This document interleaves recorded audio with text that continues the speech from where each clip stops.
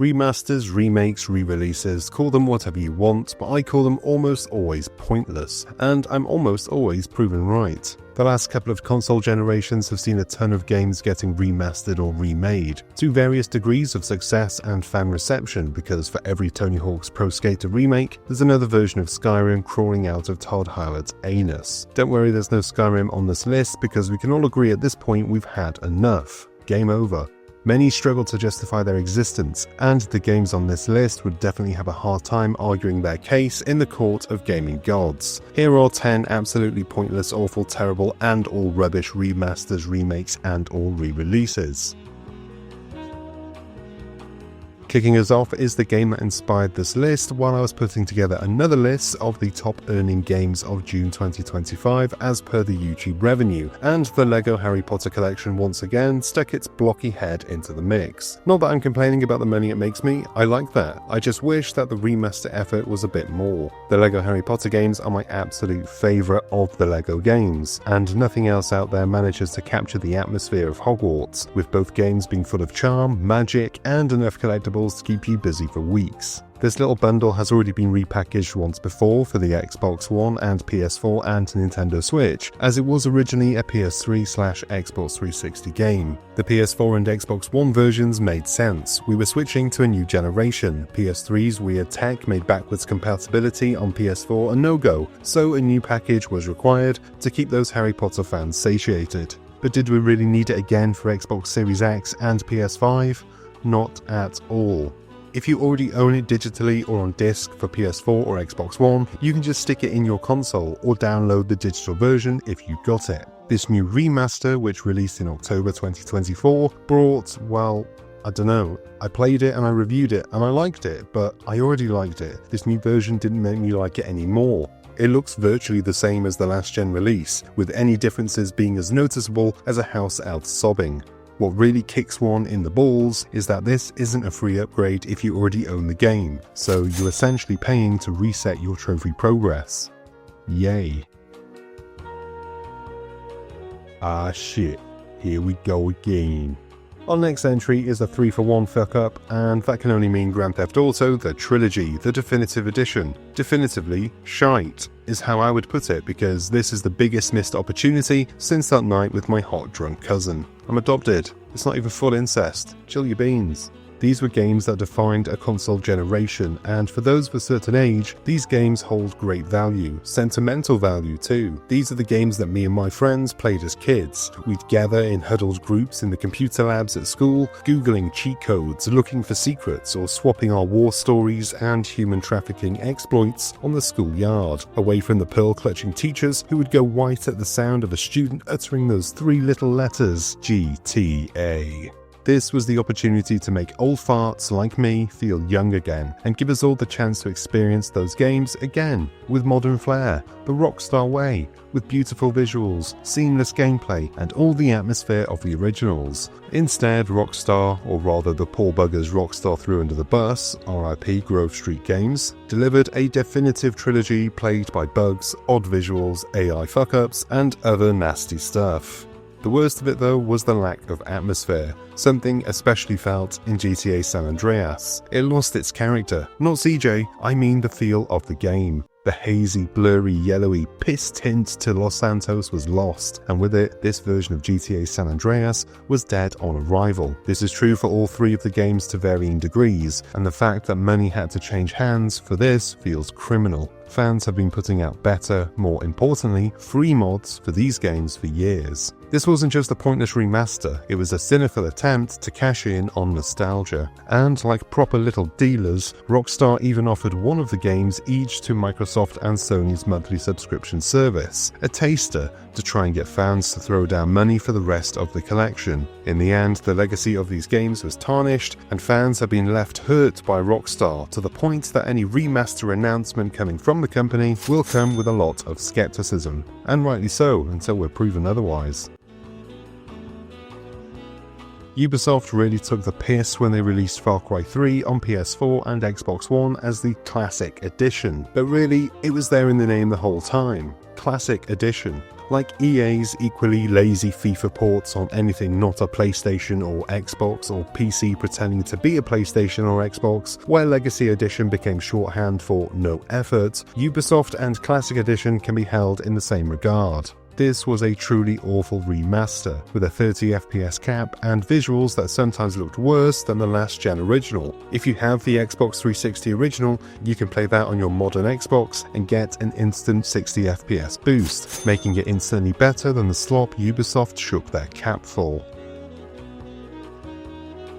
Another 3 for 1, but this time from the highly litigious Nintendo, so I'd best be careful about what I say, but this trilogy was a waste of fucking time. 3 ancient games that most people emulate to a better standard on PC than Nintendo can provide on Switch. I'll also be the one to say it, but Super Mario 64 is just not a fun game to play anymore. It's ancient, and Galaxy is just awful. Sunshine is the only reason I bought the damn collection in the first place, and that brings me onto my main point of contention. The reason this remaster was so pointless is that you could only buy it for a limited time. In an age of digital distribution, Nintendo still said, no, we only want to sell these games during a very specific time in history, and then never again. What the hell? Nintendo games are already known for holding their prices for a disgustingly long time, and rarity is also a thing, but this manufactured rarity is a complete other level of bullshit that only Nintendo can reach via their rainbow road of ridiculous anti-consumer practices. Please don't sue me, Nintendo, I'm poor.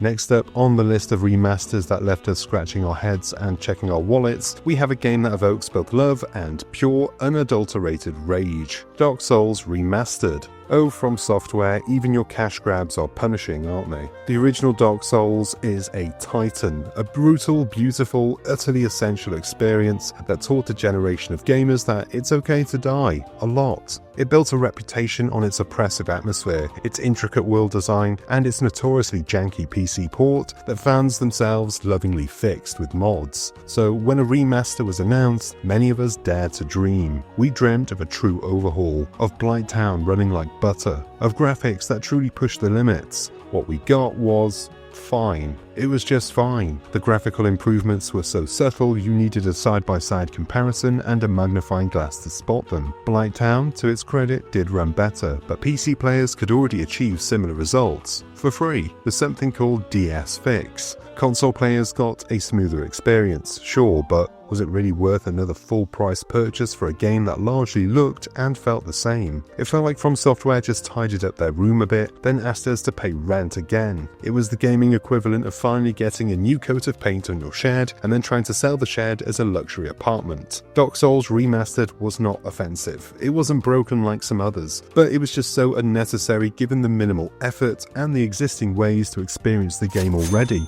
It truly felt like a low-effort victory lap disguised as an upgrade. EA dirtied the name of Battlefront with its 2 efforts, which were decent but dangerous for gambling addicts. This remaster was supposed to be a return to glory, a chance to relive simpler times, and they fumbled the bag. The easiest thing in the world, the iconic loading screen tones, ruined. How do you get that wrong? And don't get me started on the graphical glitches and online issues. I swear I had a smoother experience a long time ago on a console generation from a long time away. Perhaps I'm being extra harsh on this one because I still have the original games in their original form on the Xbox Series X, just with higher resolution and smoother performance. And honestly, it's my preferred way to go a few rounds with the Jawas. Our next special guest on the Pointless Remasters list is a title that should have been a slam dunk, a no-brainer, but instead it landed with the grace of a brick through a window. The original Mafia 2, while not perfect, was a solid crime story, a gritty period piece with a compelling narrative and a great sense of atmosphere. It had its fans, and the idea of seeing Vito Scaletta's journey in a shiny new coat of paint for modern consoles sounded like a decent enough proposition. It sounded definitive, but then it arrived, and instead of polish, we got problems. This so-called definitive edition didn't just fail to add meaningful improvements, it actively introduced a whole host of new bugs and performance issues that weren't even present in the original game. We're talking glitchy character models, strange lighting bugs, frame rate drops, and general instability. It was like they took a perfectly fine working car and then swapped out the engine for one that sometimes explodes, and charged you extra for it. It was a technical mess that tarnished the legacy of a game that deserved better, and definitely didn't deserve to be broken for a new version. Mafia 2 Definitive Edition wasn't just a pointless remaster because it offered so little, it was pointless because it offered less than what we already had, an actual downgrade, repackaged and sold as an upgrade. We literally got robbed by the mob.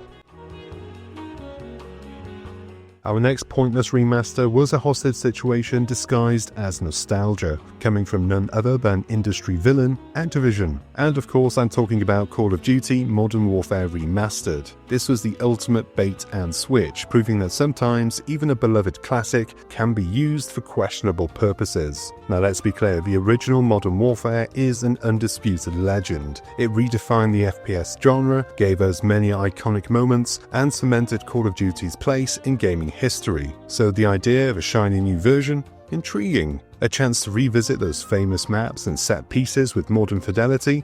Sounds good on paper. But here's where the pointless bit kicks in. For a long time, you couldn't even buy this remaster on its own. Oh no, Activision decided that the only way you could get your hands on this supposedly revitalized classic was by bundling it with Call of Duty Infinite Warfare, a game that, shall we say, didn't exactly set the world on fire. It was effectively a very expensive bonus feature, designed to trick you into buying the new hotness that you probably didn't even want. And when they finally did release it standalone, it was often at a premium price for what was essentially a visual upscale, adding nothing new to the overall experience. In fact, taking things out because you didn't even get multiplayer. No bug fixes, no new modes, just high resolution textures and better lighting on a game that was already perfectly playable. Modern Warfare Remastered wasn't pointless because it was bad. It was pointless because its existence felt entirely driven by pushing another product, just to extract more cash for minimal effort. Bastards. Our next entry for pointless remasters is less of a remaster and more of an inevitable existential dread that haunts every new console generation. Yes, I'm talking about Grand Theft Auto 5, specifically the expanded and enhanced version for PS5 and Xbox Series X, which turned out to be not so much expanded, just a little bit more enhanced. Now let's get this straight, Grand Theft Auto 5 is a great game, a sprawling, ambitious open-world crime epic that pushed boundaries. It was a masterpiece on PS3 and Xbox 360, and it was still a blast when it got its visual bump for PS4 and Xbox One. But then, as the PS5 and Xbox Series X rolled out, we all braced ourselves. We knew it was coming. Like death and taxes, GTA 5 would arrive again, demanding another slice out of our wallets. And what did we get for this third console generation? Expanded and enhanced, they said. What exactly was expanded? The enhancements, to be fair, did bring some new visual improvements, slightly faster loading, and, well, mostly just more GTA Online stuff that nobody really asked for. For the single-player experience, which many of us originally bought it for, it was practically identical to the last-gen version running on the new consoles. It's the same old wine in the same old bottle, with a new sticker that says, now with more dust particles. It's less of an upgrade and more of Rockstar just reminding you that they still own the most profitable entertainment product of all time, and you're a sucker and you will always give your money to them for it. This isn't just a pointless remaster, it's a cynical masterclass in milking a cash cow until its teats run dry. It screams, why make GTA 6 when we can just sell you GTA 5 again for the third time? A truly controversial and utterly pointless re-release, and I'm genuinely wondering when the next re-release will be. Switch 2 perhaps? Surely there's some good coin to be made from the Mario kids?